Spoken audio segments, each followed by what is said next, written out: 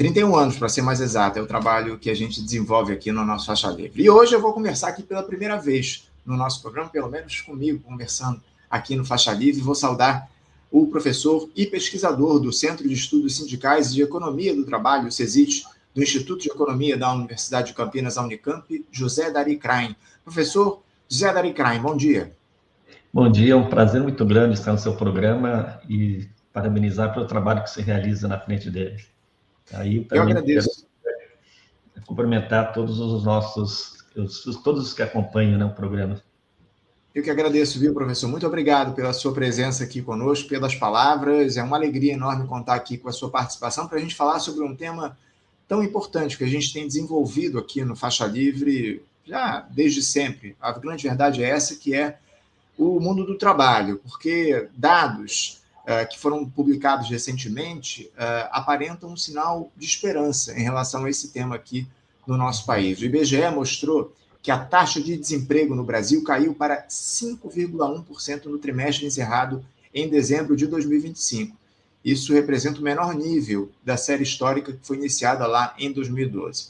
Esse resultado indica que 5,5 milhões de brasileiros buscaram trabalho nos 3 últimos meses do ano passado, em um mercado que chegou ao recorde de 103 milhões de pessoas ocupadas.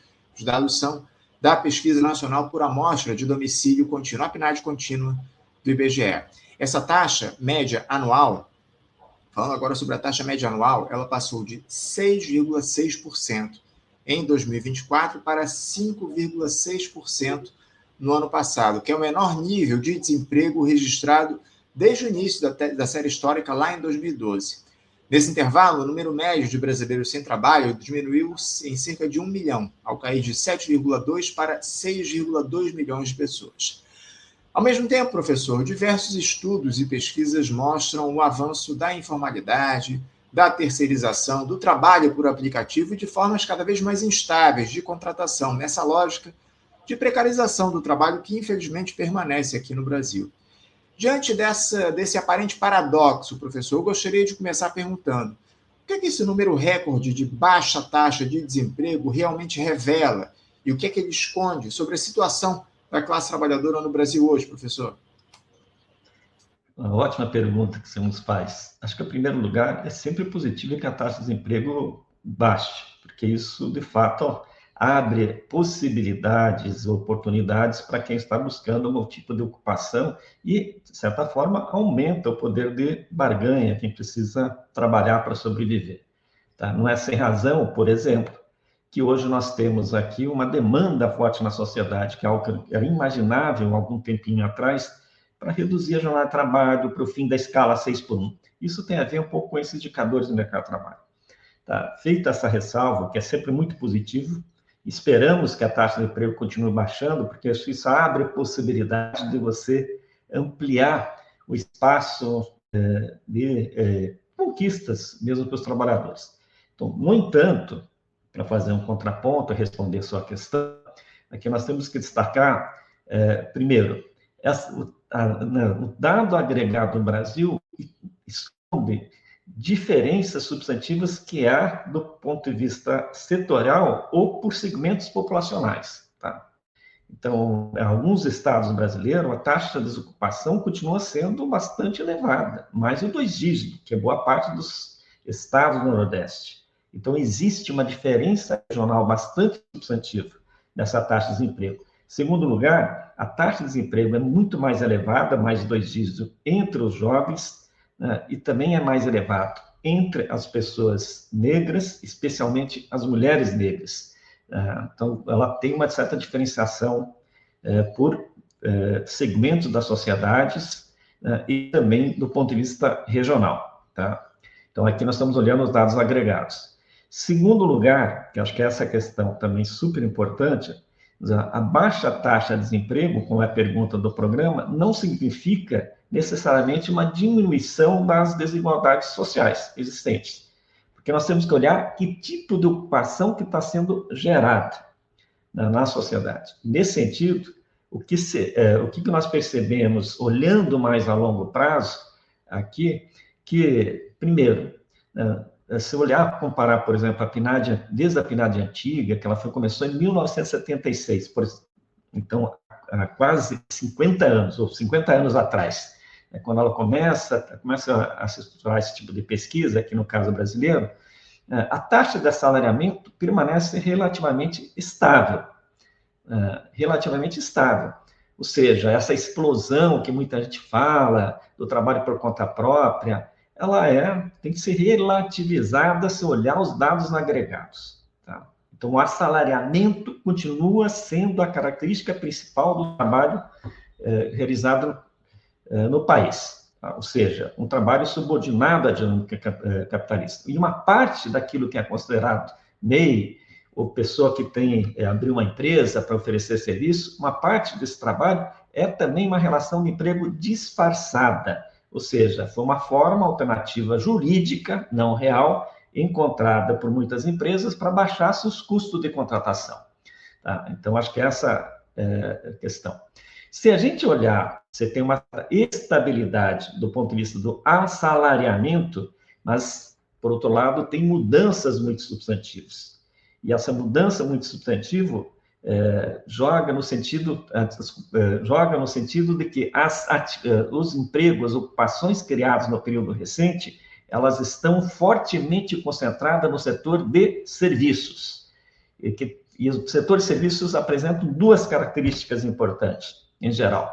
Primeiro, ela paga menos do que os setores industriais, os setores tecnologicamente mais complexos, então tem um rendimento menor.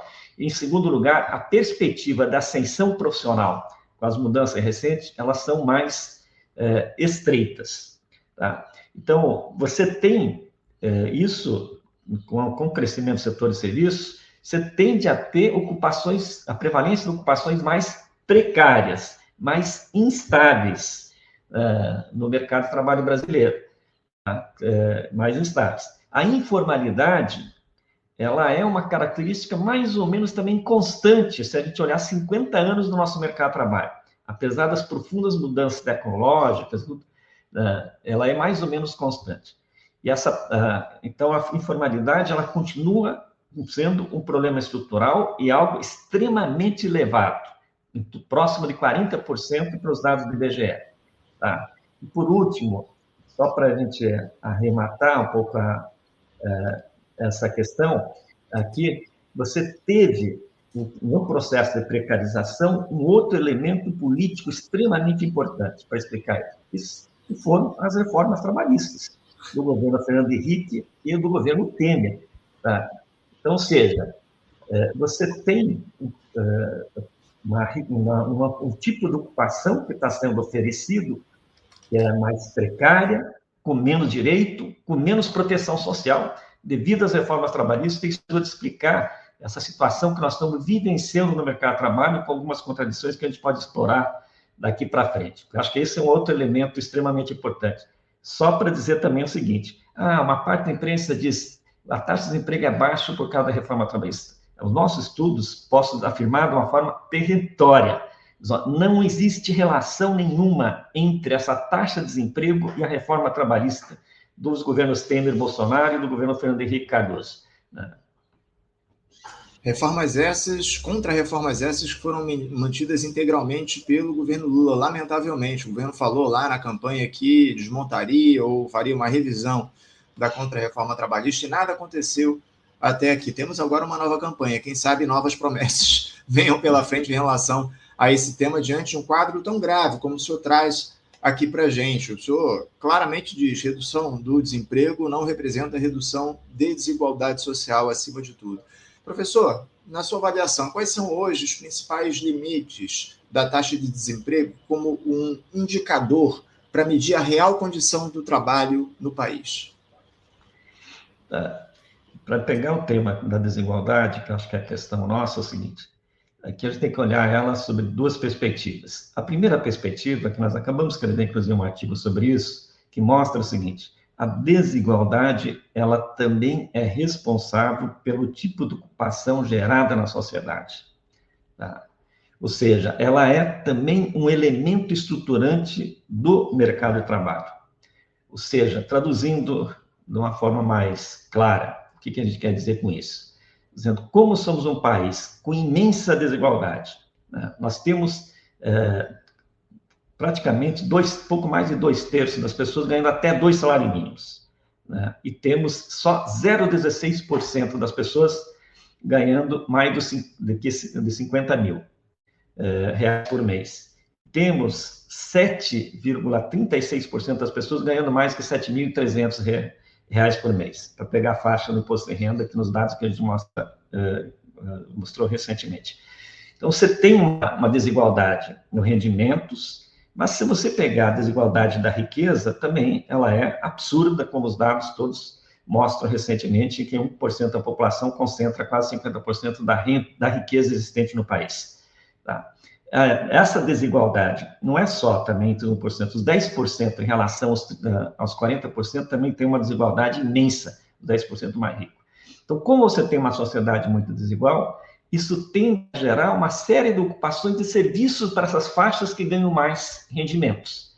Não é sem razão que somos o país do mundo, proporcionalmente, que temos uma maior quantidade de empregos domésticos, diretamente, 5,6 milhões, apesar de uma queda num período um pouco mais recente, mas ela é extremamente elevada. Somos um país que temos uma série de atividades serviçais para as faixas que têm maior rendimento, que se expressam nos serviços, por exemplo, da alimentação, que se expressam em serviços de cuidados, que se expressam em serviços educacionais, que se expressam nos serviços de saúde. Tá? Ou seja, uma parte importante das ocupações criadas no período recente é explicada pela desigualdade existente no mercado de trabalho. Isso traz um problema estrutural complexo, porque a possibilidade de você ter um mercado de trabalho mais organizado, com rendimentos mais elevados, ela tem chance de ocorrer se você tiver uma economia mais complexa, industrial, setores tecnologicamente mais avançados, mesmo que eles não são capazes de gerar trabalho para todo mundo, pela mudança, inclusive, tecnológica, mas eles são estruturadores da economia. Tá? Então, nesse sentido, que a desigualdade ela é uma fonte para explicar o tipo de ocupação gerado na sociedade. Claro que a tecnologia, o crescimento econômico, também são condicionantes importantes para explicar a dinâmica do mercado de trabalho. Mas, no fundo, o que quero chamar a atenção, e depois a gente pode desenvolver mais, que as ocupações, elas têm relações sociais. Ou seja, as ocupações geradas têm relação com que tipo de sociedade nós queremos construir. Tá? Então, os tipos de ocupações. E nesse sentido, que eu acho que a explicação um pouco, eu sei que foi meio demorado aqui, linhas tortas, para a explicação desse mercado de trabalho que a gente tem hoje. A grande questão é justamente essa, professor. Como o senhor muito bem colocou na sua primeira resposta, o Brasil tem ampliado demais o número de empregos na área de serviço e, especialmente, o Brasil passa por um processo de reprimarização da sua economia que é extremamente preocupante. O chão de fábrica, as indústrias estão sendo destruídas, desmontadas aqui no nosso país. A gente precisava de um processo firme de reindustrialização do país para que a gente pudesse gerar, inclusive, empregos de maior qualidade, não? Sem dúvida nenhuma. É isso que eu estou chamando a atenção. Mas, dado o avanço tecnológico, eu acho que a gente tem que perceber sempre aqui, viu? Sempre tem na sociedade movimentos contraditórios. Né? Tem movimentos, a dialética é um elemento componente da sociedade. Nesse momento, até com o desemprego um pouco mais elevado, se houve, em geral, uma certa melhora na condição material de vida de parte importante, né, das famílias, apesar da ampliação da desigualdade, isso que eu estou chamando, especialmente na distribuição da riqueza, né? Se ampliou a desigualdade no período recente. Tá? Ao você ter esse componente, se abriu espaço, para responder a tua questão, agora ainda diretamente, se abriu espaço para um certo movimento de contestação de uma certa juventude ao tipo de trabalho que está sendo oferecido na sociedade. Se fala muito no debate na sociedade que as pessoas não querem CLT. Na verdade, não é que não querem CLT, é que a CLT, o trabalho assalariado, ele voltou a ter características de ser um trabalho que não tem, como é historicamente dentro do capitalismo, ele não tem nenhum tipo de atratividade. Né? E teve um certo momento, conseguiu buscar uma certa atratividade para as pessoas se engajarem no mercado de trabalho, porque a ele foram vinculados um conjunto de direitos e de proteções sociais. Com as reformas no período recente, isso foi acabando.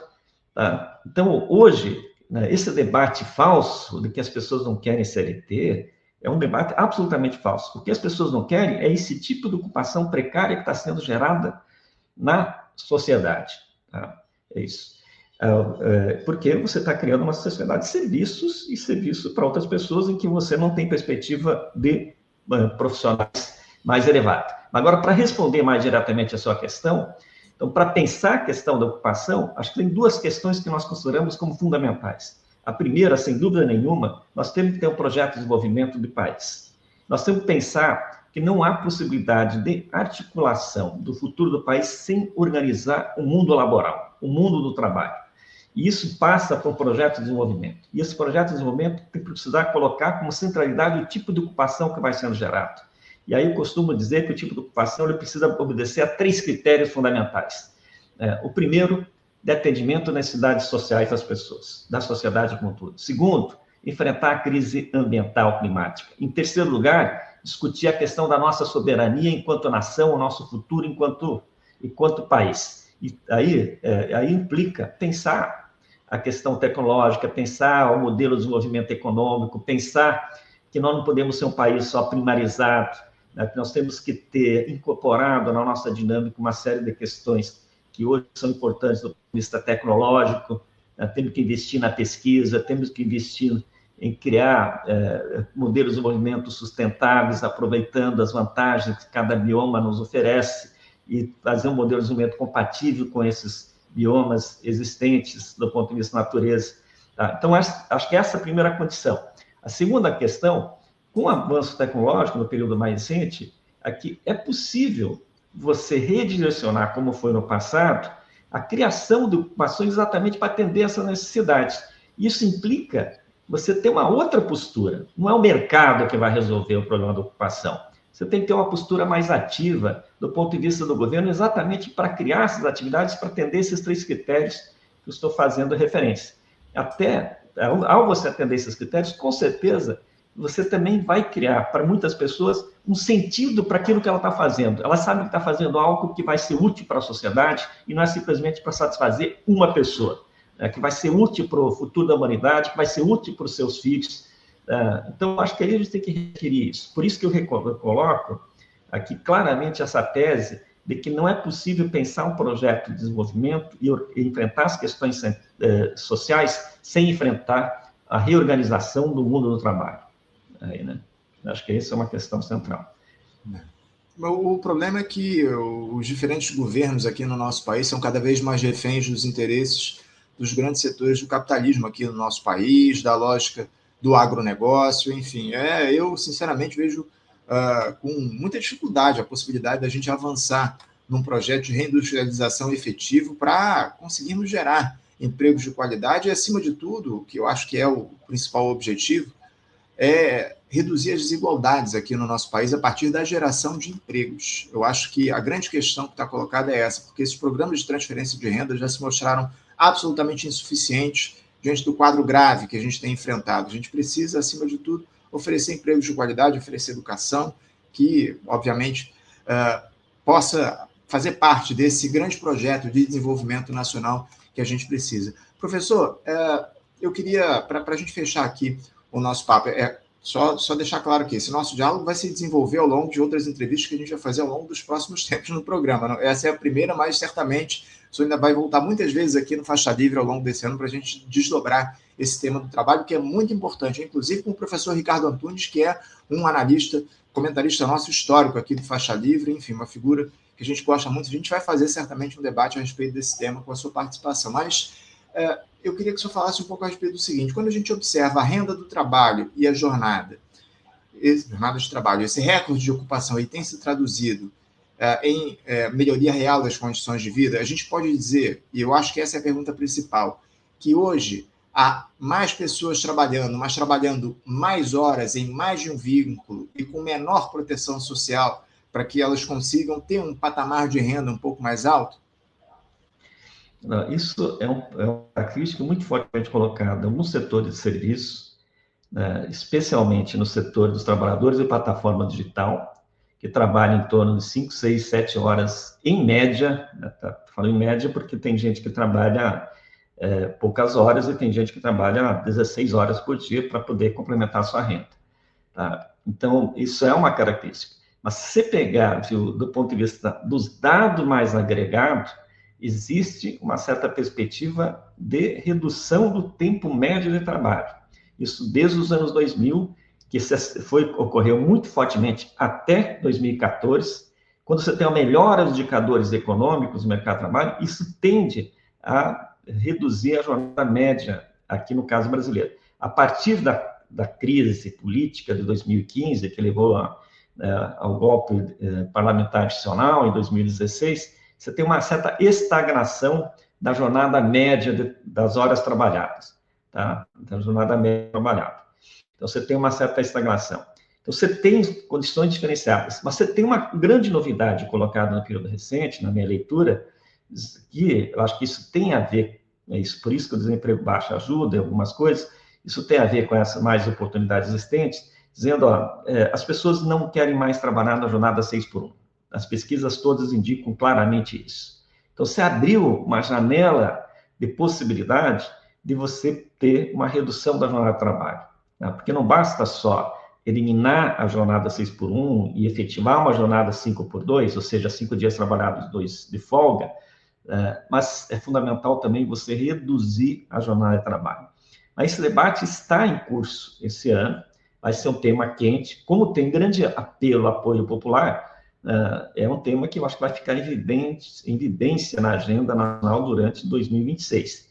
Tá? Então, aqui abriu essa possibilidade.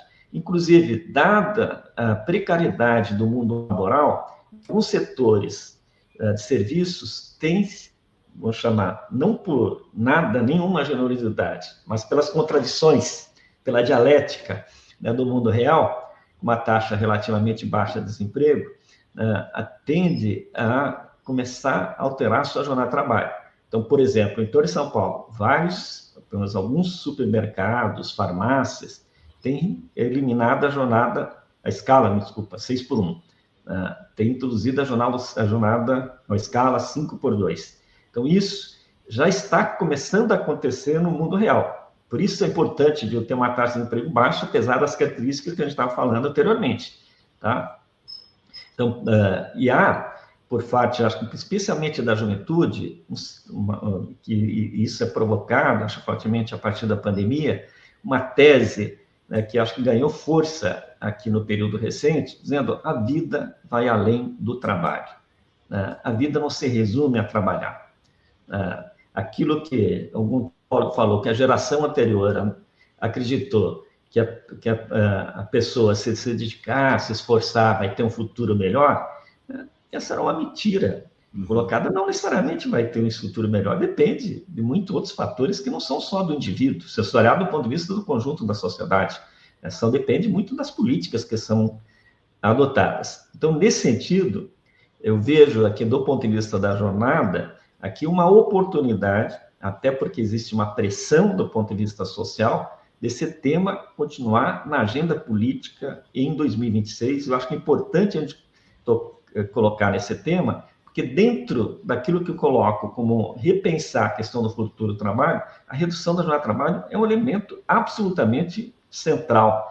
Né? E nós não podemos ficar ignorando uma realidade do que nós estamos aqui, desde 88, quase 40 anos, sem mexer na nossa jornada formal. É uma coisa absurda aqui. Então, acho que existe espaço para essa questão da redução do jornada de trabalho. Ele é um elemento estruturante. É um debate fundamental para o país, inclusive a Câmara dos Deputados, o Congresso Nacional deve debater esse tema ao longo de 2026, uma pauta que foi levantada pelas ruas ao longo dos últimos anos, e o governo Lula acabou encampando muito graças a essa pressão popular. O Lula falou sobre isso recentemente, enfim, mas é uma pauta, um tema que o Congresso Nacional deve se debruçar ao longo de 2026, talvez seja a principal mote dessa campanha do governo Lula, do presidente Lula para a reeleição em 2026, para além, obviamente, da isenção do imposto de renda para quem ganha até R$5 mil mensais. Vamos ver como é que essa discussão vai ser feita, como é que esse debate vai ser... Sim. Sim, mas para nós também, acho que do mundo laboral é uma coisa importante, porque até agora a gente só estava administrando a perda de direitos com as reformas trabalhistas, sem reversão das reformas anteriores. Aqui, a primeira vez, a gente tem um tema que, vou chamar, é progressista e que é favorável ao nosso campo. Tá? Eu acho que é isso, e obviamente esse tema está na agenda política porque foi pelas ruas e pelas redes sociais. Tá? Se esse tema não tivesse suscitado um certo apelo junto à população, não estaria na agenda política, não estava colocado. Tá? Acho que isso tem toda a razão. Não tenha dúvida, isso mostra que a rua tem muita força no sentido de trazer temas para a discussão no nosso país. É muito importante a mobilização, seguir nas ruas, trazendo pautas de interesse da classe trabalhadora como essa, que é o fim da escala 6x1 no nosso país. Professor José Daricraim, muito obrigado pela sua presença aqui com a gente e certamente, mais uma vez, vamos voltar aqui a conversar em breve no Faixa Livre sobre as questões do trabalho. E eu quero aproveitar e desejar ao senhor um bom dia de trabalho, deixar o meu abraço forte. Também nosso abraço a você, a todos os nossos ouvintes, e esperamos nos encontrar em outras oportunidades aqui para continuar debatendo os temas do trabalho. Tá? Sucesso no seu programa. Hein? Obrigado, professor. Certamente voltaremos a conversar em breve. Um grande abraço. Até a próxima. Um abraço. Conversamos aqui com José Daricraim. José Daricraim, que é professor e pesquisador do Centro de Estudos Sindicais e Economia do Trabalho, o CESIT, do Instituto de Economia da Universidade de Campinas, a Unicamp, falando sobre esse número recorde, esse menor nível de desemprego na história do nosso país, registrado em 2025, o que é que isso representa para o mundo do trabalho, especialmente para a redução das desigualdades do nosso país. O professor deixou claro que esse número baixo de desemprego não simboliza uma redução efetiva das desigualdades sociais. Isso é muito grave. A gente vai continuar debatendo isso aqui no nosso programa ao longo dos próximos tempos.